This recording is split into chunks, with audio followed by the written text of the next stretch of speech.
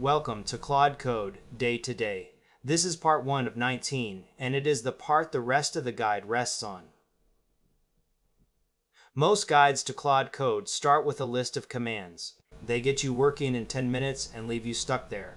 This guide takes a different approach. Before we touch any command, we are going to build a single mental model that explains why every other command exists. If you remember one thing from this part, make it this.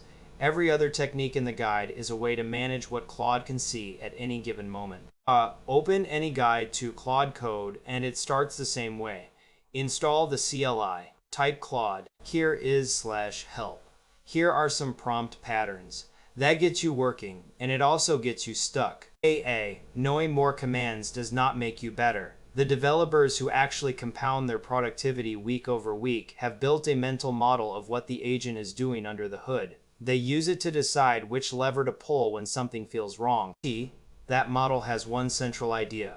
The context window is the operating system, and every feature in Claude Code is a way to manage what lives in it at a given moment. The first reframe is letting go of the wrong mental models. Claude Code is not smarter autocomplete.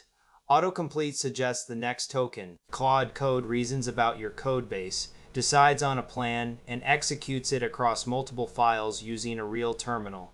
That is a different category of tool entirely. It is also not a chat interface with tools bolted on. The chat pattern is query and response. Claude Code asks and answers, but in between it acts. It runs commands, reads files, edits code, and calls tests. And Anthropic's own framing is the agentic harness. The model is the reasoning component. The harness is everything around it: the tools, the file access, the context management, and the permission gating. The model can think. The harness gives it hands. Together they form an agent. The agentic loop is when an agent runs in a loop. This concept is the agentic loop. It has 3 phases, repeated until the work is done. First, gather context. Read files, run searches, check Git status, fetch docs, and query MCP servers.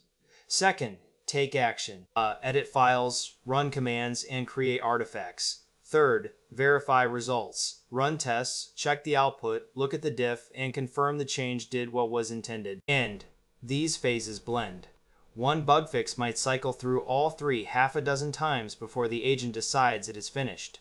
Some quick questions never leave phase 1. You are part of the loop too. You can stop the agent with escape, rewind with double escape, or redirect with a new prompt. The agent has the wheel, but you can grab it back anytime. Let's examine the loop drawn out. Gather, act, verify, then loop back. Each cycle's verification result feeds the next cycle's context gathering. Without the third phase, this is not a loop at all. It is one straight line that ends at the agent claiming it is done. With the third phase, the loop closes on itself and the work gets better with each pass. Look at those 3 phases again. Most people fixate on the first 2. Phase 3 is the one that decides whether the work is any good. Without a verifier, an agentic loop is gambling. The agent reads files, writes code, tells you it is done, and you have no choice but to read the diff and hope. Sometimes the work is right. The work is often just plausible. Occasionally it is wrong in a way that looks right until production. It is a mistake for your judgment to be the entire feedback loop, which means every mistake costs your time. With the verifier, which depends on proper validation, Claude Code can close the loop itself. The agent writes code, runs the test, reads the failure, fixes the code, and runs the test again. You are no longer in the loop. You are reviewing finished work. Anthropic's internal teams put it bluntly: giving Claude a way to verify its work is the single highest leverage thing you can do. Everything else in this guide is multiplicative on top of that one habit. Let's compare these 2 loops side by side. On the left is the loop without a verifier. The agent reads, edits, claims done, and you are the only feedback signal. On the right is the loop with a verifier. The agent reads, edits, runs the test, sees the result, fixes, and runs again. The difference is not academic. It is the difference between reviewing every line of code with suspicion and reviewing finished work with confidence. The verifier returns truth, not opinion. The test passes or fails. The screenshot matches or it does not. These validations are the verification that signals that the loop can close. It is done. The verifier can be almost anything that returns a signal the agent can read. Most projects walk a progression. Start with unit tests. Unit tests are the cheapest, most universal verifier. Even a handful of PyTest or Vitis tests covering the function you are about to change is enough. The bar is, did the change break what used to work, not do we have full coverage. Next, add a type checker and a linter such as MyPy, TSC, Rough, or ESLint.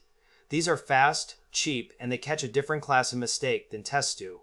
For UI work, add a browser, MCP server like Playwright, which is a real browser the agent can drive, screenshot, and validate against. For data work, add a database, MCP.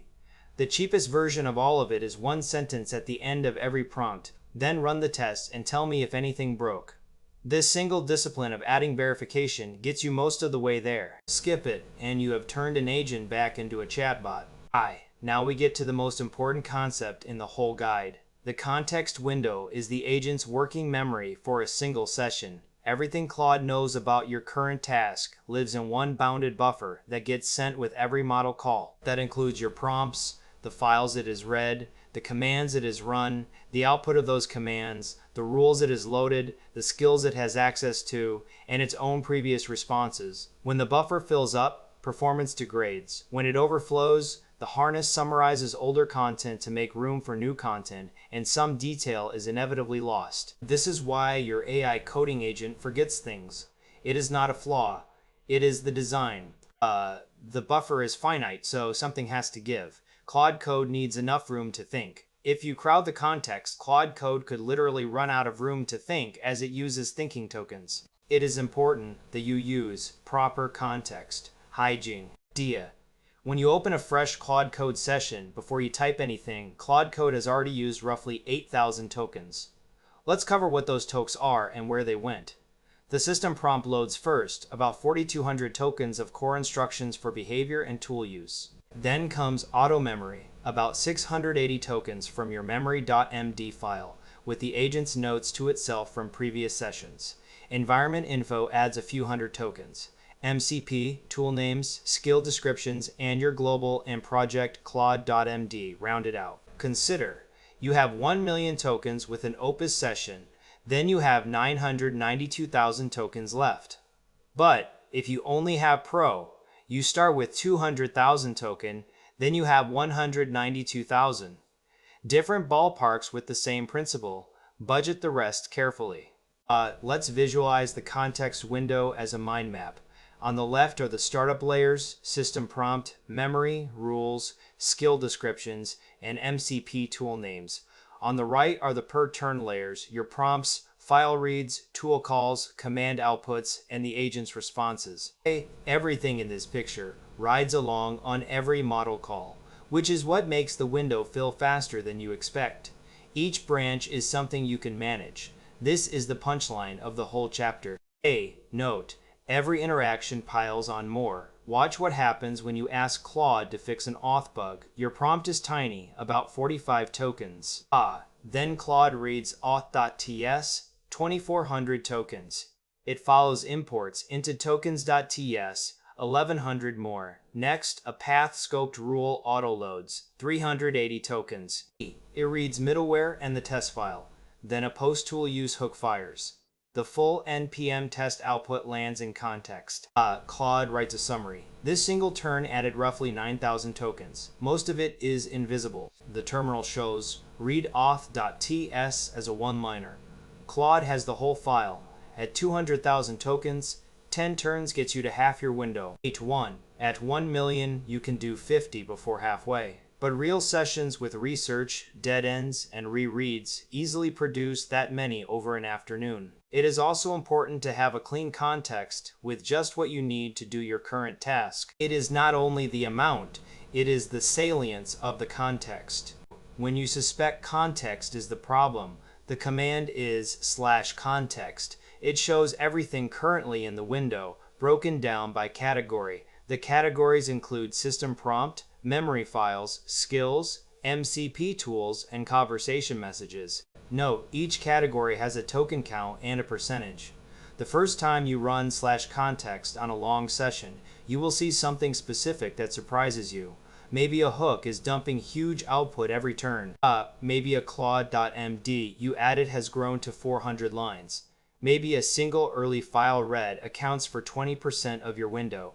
The command makes the cost concrete instead of abstract, and that is usually enough to fix the problem on the spot. Topic: AGs. Pair with /memory to see which Claude.md rules and auto memory files actually loaded for this session. Let's look at the session as a state machine. On the left is the startup load. In the middle, turns add tokens. The transcript crowds as the session goes on. On the right are the moves that reclaim room, /compact, /clear, /context, and /memory. The discipline of running those commands at the right moments is what separates a session that stays sharp from one that gets sloppy after an hour. People say long sessions get tired or confused. That framing is wrong, and the framing matters because it suggests the fix is to wait, restart, or rephrase. The actual mechanism is more useful to know. The model is not tired. The transcript is crowded. Every file the agent read, every command it ran, every tool result stays in context until you do something about it. Then, after a few hours, the active conversation is full of material that no longer matters, and it crowds out the things that do. The LLM performance degrades as context fills. Important early instructions get less attention. Recent corrections get more weight than the architecture decision from 20 minutes ago. The fix is context hygiene. Note, almost every technique in the rest of this guide is context hygiene under a different name. Once you internalize that, the whole tool feels different. You stop seeing modes, skills, and hooks as a menu of features to enable. You start seeing them as a vocabulary for talking about context. Before you read any further, do 4 things. They take 10 minutes. First, run /context in your current Claude Code session. Look at where the tokens are. If anything surprises you, that is where to start. Second, run /memory. Confirm your Claude.md and rules are actually loaded. Third, pick one verifier you can run from the command line and write it into your Claude.md. This verifier might be a test command, a type check command, or a lint command. Then add a line that says, after every meaningful change, run the command and report the result. This single line will do more for your output quality than any other edit you make this week. Fourth, open the interactive context window walkthrough at code.claude.com/docs. 5 minutes of scrubbing your Claude.md makes the abstract numbers concrete. Most people learn Claude Code as a growing list of commands and never stop being beginners. The shortcut past that is a single reframe. The context window is the operating system, and a scarce, bounded one. Note, every feature in the tool answers the same question. What can the agent see right now, and is it the right thing? Master that question, and you are not memorizing commands anymore. You are running an operating system. Next time, in part 2, we install, launch, and walk through your first 10 productive prompts. That is the chapter for the question, I just opened Claude Code, what now? See you there.